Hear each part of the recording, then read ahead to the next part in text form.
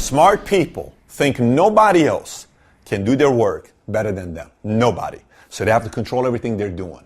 Millionaires eventually figure out that if you want to scale and build a very big business and become a millionaire one day, you have to learn that you can't do it all by yourself and you need a lot of help. So they go from being smart to being wise. And to become wise, you learn how to delegate and leverage. So today, we're going to talk about a word that most control freaks cannot stand. And it's called delegation. I know it's the curse word to you. I know maybe a curse word to you. And I know this is not the most exciting topic you may want to watch. But I promise you by the time we're done, you're going to fall in love with delegation, because I'm going to talk about in this video 11 laws of delegation, and I'm going to talk about what things you cannot delegate. So maybe one day you can get out of your own way and build a business and enjoy the fruits of your labor. Okay, so law number one, when it comes down to delegation, law number one is delegate up. You got to learn how to delegate up. So what does delegate up means? When we first started the YouTube channel, I can't edit, so I delegate up. We bring Paul. That's delegate up. When it came down to compliance, I'm not the best in compliance. We delegate up. We went and got somebody. When it comes down to all these different projects we're working on with websites, these apps that cost us $1 million we're designing right now, we can't do it. So we have engineers who are experts at code from all over the world that we delegated up to, and they're producing products that's insane of a product they're producing for us because we learned how to delegate up. The better you are at delegating up, the better products you produce, the better systems you create, the better company you create. Law number two. Number two is, while you are delegating up, think about it this way. So this certain task, put hours to it, will take 8 hours if you do it, 12 hours if somebody else does it. So let's go based on 12 hours.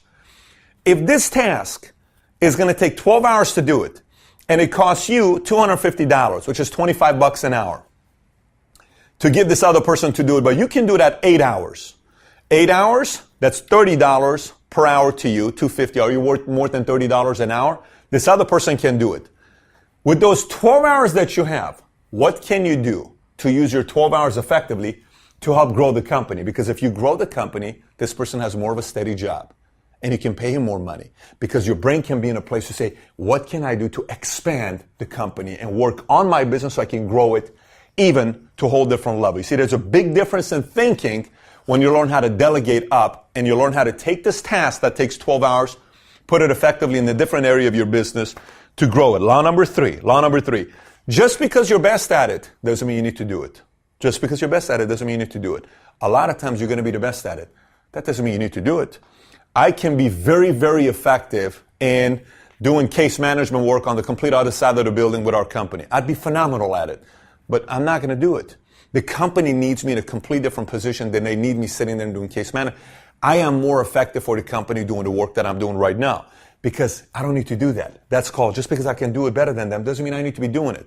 Law number four, force yourself not to do it. Sometimes it's like an addict. You know, it's like an addict. They can't let go of something they're addicted to.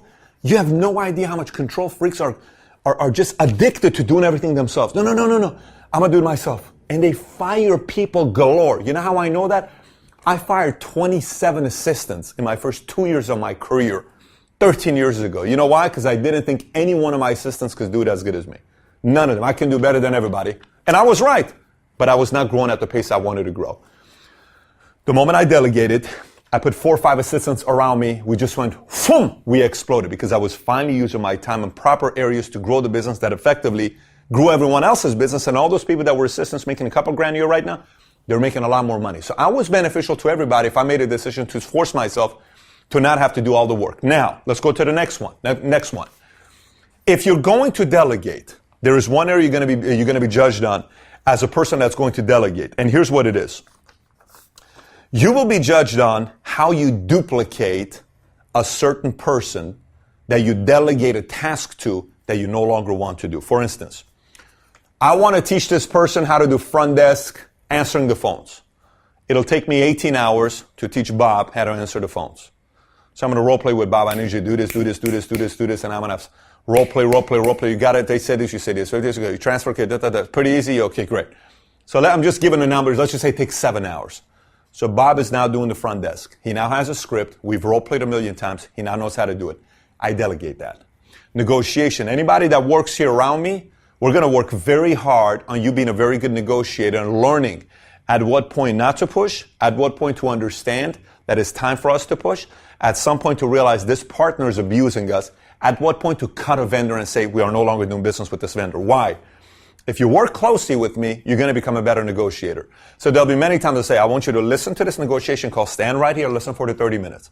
And they stand right here and they listen to me and I go through it. Boom, boom, boom. I'm duplicating negotiators that may take a year for me to do, but a year later, I'm going to say, you handle this because I duplicated a negotiator. I duplicated a negotiator that I can delegate that task to, which, by the way, that person's value also goes higher. When you teach somebody else also to learn certain skills, their value goes higher because you injected your belief, your talent, your skill into that person. Their value goes higher, the company's value goes higher. This is a smart thing to do if you learn how to duplicate other people that are doing the tasks that you're doing. Next, match up accordingly. So you cannot match up somebody to do front desk if they're not very good on front desk and they just don't like people. You can't match up. That's not proper delegation. That's not smart delegation. You can't match up somebody to do biz dev when they have a short temper. Hey, I need you to go visit all my customers and build a relationship with them. Okay, great. They go out there and they piss everybody off. They come back. Why?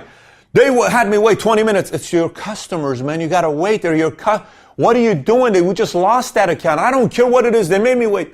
That's a bad biz dev person. You got to match up accordingly. So you can't match up just anybody to delegate any work. You need to know, is this the perfect position for them? Or are you asking a fish to climb a tree? What are you doing with them? A fish knows how to swim. That's it. You don't ask a fish to climb a tree like Einstein said many years ago. If you do, you're going to make them feel stupid. And they're not stupid. What is their strength? Delegate it properly in a department that they're going to be able to max themselves out. Number seven. Inspect until you trust. Very simple. You can replace the word inspect as micromanage until you trust. So I want you to take over this task from me on a weekly basis. Great. It's 3 hours a week of work I'm doing. Inspect. You got it. You're on your own. Trust. Law number 8. Be clear. Be very clear on what you're expecting. So if I'm delegating XYZ to Bobby, I got to be clear on what I'm expecting Bobby to do. Bobby, I expect you to do boom, boom, boom. Many times we're not clear with the direction we're giving them. They're frustrated because they don't know how to make you happy or please you. There's friction. The friction is on your end, giving proper, clear expectation to the other person that you're delegating a certain responsibility to. This has got to be clear. Then they got to come back and you got to ask, do I make myself clear? Does this make sense to you? Do you have any questions? No, I got it. Perfect. Email, document, go ahead, move on. And then you hold them accountable. You follow up with it. Number 9, stop doing $10 an hour jobs. Okay, stop doing $10 an hour jobs yourself. And let me explain to you what I mean by stop doing $10 an hour jobs. I've said this in a few other videos before in the past, that I loved ironing and I loved shining my shoes. And at one point, even though I couldn't afford it, I stopped doing both because I had to increase my own value. Now, sometimes when people say that, they say, well, Pat, are you saying that person's worth $10 an hour? They may. Yes. If a person is saying yes to a $10 an hour job, guess what they're saying? That's what I'm worth. If a person says yes to a $70,000 a year job, that's what they're worth. If a person is saying yes to a $40,000 a year job, that's what they're worth. Now, by the way, so you may say, so I'm going to say no to those job offers. Then you're not very smart, because if that's truly your value in the marketplace, you saying no, that means you're unemployed. So what's a wise position for you to make? Right? So first of all, yes, this person is willing to choose to take this work for $10, and you shouldn't be doing it as an entrepreneur that wants to scale. You need to go into the wise side, not just the smart side. Now watch this. You better understand that this person is just as important as anybody else on the team. This is a very valuable position on what you're doing. If you delegate a responsibility to somebody and they don't know how important it is, they're not going to do the work as best as to their abilities. So you got to make that very clear with somebody when you give them certain tasks for them to do. Number 10, hire project managers. I like hiring project managers. Right now we're working on a certain project that's very, very big. We don't have the time to do everything ourselves. I have a project manager I hired from Australia who is the best of the best. He's phenomenal at what he does. He gives me reports. I know exactly what's going on. He does it, sends us emails. We get on a Skype. We get on a call. I found this guy. Myself personally, I recruited him. He's exceptional.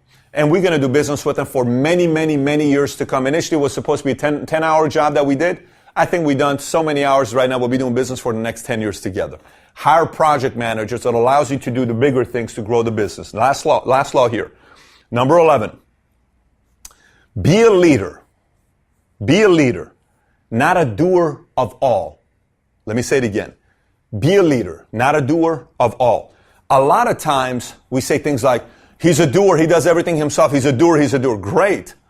Be a doer of where you increase the value of your abilities and the company and everybody else's the highest possible.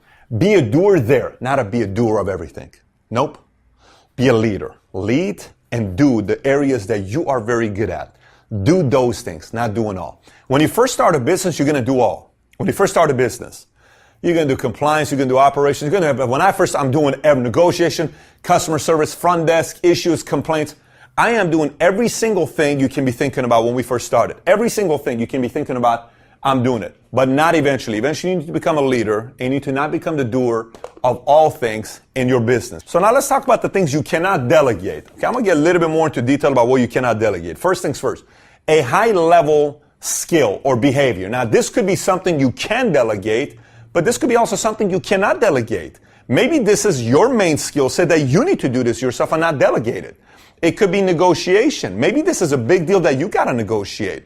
It could be it could be something you're doing with the business that is your area of expertise when it comes down to certain numbers, tracking, something you got to do that you know the dots on how to come up with the formula. You got to be a part of it. You can't just say, here you go, because then they're going to come back after 40 hours of putting into it and all the reports are wrong. Maybe there's a part of it you need to be a part of and some you don't. But you can pretty much determine what area you can delegate and what area you cannot. It also has a lot to do with what phase of your business you're in. Startup. Are you in the survival phase where you have to touch everything? Are you more formulation? Are you in explosion? Are you in plateau? What phase of your company are you in? Number two, relationships. Your best customers. You got to touch your best customers. Your best customers like to do business with you. Your best partners, your best vendors. And this doesn't mean every single time. I don't deal with my customers and my vendors every single time, but you better believe I deal with them when it comes down to important issues. I'm involved as the CEO. One of my best customers, best vendors, best partners. Number three, sales force loyalty. It all has to do with what kind of a company you want to build. A lot of times CEOs, they don't want to deal with sales. I love dealing with sales. I am the happiest when I'm dealing with sales. Here's why. You take sales out, you're out of business. You better be good to your salespeople. Because if you don't take care of your salespeople, I guarantee you somebody else will. Like me, I am always looking for great salespeople. I will take care of them if they come and work with us here. We had a guy this morning on a conference call said, I can't even believe I'm part of a company that Pat just gave me a brand spanking Harley Night Rod special, and he gave me what was the other thing that we gave him? We gave him a Rolex presidential watch. All at the same day. Same day he picked up. This is phenomenal. Jason said that earlier today. This is phenomenal. When does this happen? We don't have a problem doing that because sales is very, very important. And I handle a lot of sales myself because to me, they matter a lot. So there's certain things you cannot delegate when it comes down to that. Next, four, crisis. You can't just say, hey, we have a crisis, you handle it. Nope, you got to be a part of it. Hey, we're getting sued. You got to be a part of it. Hey, we have this. You got to be, hey, we got a complaint. You got to be part. You cannot let crisis go because sometimes there may be a small complaint that you're not willing to address because you don't think it's a big deal. Then all of a sudden, boom, boom, boom, boom, boom, becomes this big. Now you cannot solve it anymore. You could have solved it easily if you got involved earlier and just said, tell me about the problem. Let me make it 3 calls. We're good to go. Number 5, negotiation. You do. Kind of said that earlier a little bit. Number 5, big ticket items. So a lot of times, depending on your company standard, you may say any purchase is up to $10,000 needs the president's approval and CFO's approval. Anything above $20,000 needs my approval. Great. Hey, we're thinking about doing this at $73,000. No. We're thinking about doing this at $72,000, and I have a very simple system. If you come to me and you say, we have a purchase to make that's $50,000, I'll always say, do we have 3 different options? No.